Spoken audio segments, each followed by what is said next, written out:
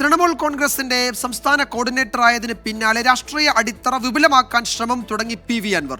കോൺഗ്രസ് വിമതരെ കൂടെ കൂട്ടുന്നതിന്റെ ഭാഗമായി പാലക്കാട്ട് AV ഗോപിനാഥിനെ കണ്ട് പിന്തുണ തേടി.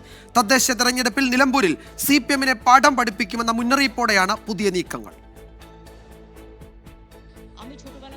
കോൺഗ്രസിൽ നിന്ന് ഭിന്നിച്ച് മമതാ ബാനർജി തുടക്കമിട്ട പാർട്ടിയാണ് ബംഗാളിലെ തൃണമൂൽ കോൺഗ്രസ്. തൃണമൂൽ നേതാവായി മാറിയ PV അൻവറും അതുകൊണ്ട് തന്നെ കോൺഗ്രസിലെ വിമതരെ ലക്ഷ്യമിട്ടാണ് നീങ്ങുന്നത്.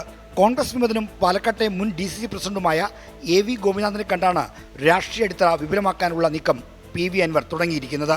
തൃണമൂൽ കോൺഗ്രസിൻ്റെ കൂടെ നിന്നുകൊണ്ട് UDF-ന് പിന്തുണ കൊടുക്കാവുന്ന ഒരു സാഹചര്യം ഉണ്ടാക്കാൻ പറ്റുമോ നോക്കാം. നോക്കിയിട്ടില്ലെങ്കിൽ നമുക്ക് എങ്ങനെയെങ്കിലും മുന്നോട്ട് പോകാം എന്ന് പറഞ്ഞു. ഞാൻ അദ്ദേഹത്തോടെ നമ്മൾ ഒരുപാട് അനുഭവിച്ചാൽ ഇനി പുതിയ പരീക്ഷണത്തിലൊന്നും ഞാനില്ല.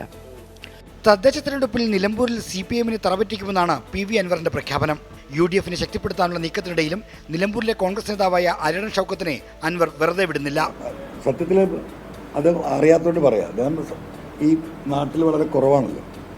വല്ലപ്പോഴൊക്കെ വരുമ്പോഴുള്ള ഈ ആളുകളുമായിട്ടുള്ള ബന്ധത്തിന്റെ അടിസ്ഥാനത്തിൽ ആരെങ്കിലും അദ്ദേഹത്തെ തെറ്റിദ്ധരിപ്പിച്ചായിരിക്കും. സത്യാവസ്ഥ അയാൾക്ക് ബോധ്യമില്ലാത്തത്.